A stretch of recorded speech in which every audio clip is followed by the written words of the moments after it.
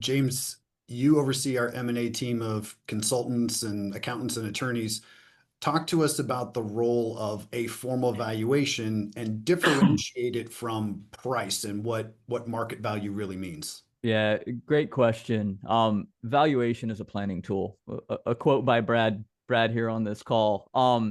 It, what it does is it gives you guidance, but what it doesn't do is it doesn't tell you the price that a strategic partner out there in the marketplace, how a strategic partner values your practice. There are assumptions that have to be made when doing a valuation. We do a lot of them here every year, of course, but what you can't assume is that a partner is going to come along that has to have this opportunity. It fits within their growth objectives.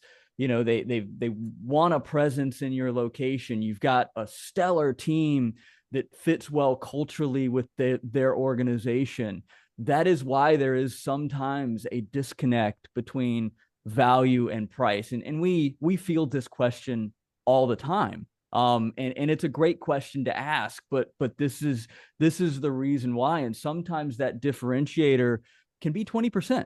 They look at their value and they're questioning whether it's accurate because they're getting strategic partners coming in and offering them something that's significantly more. It's not that the value was wrong, but it can't assume that strategic partner who has to have this opportunity and that you check every box that's on their criteria list exists.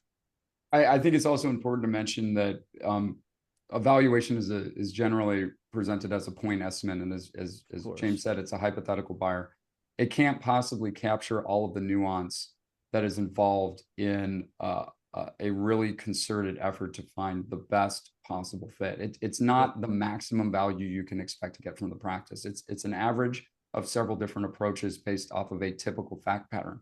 If firms have a very high degree of nuance, or they're entering the market at a point in their career which is different than the average, the deal structures will be very different between those two transactions, and that's not always well captured by the valuation.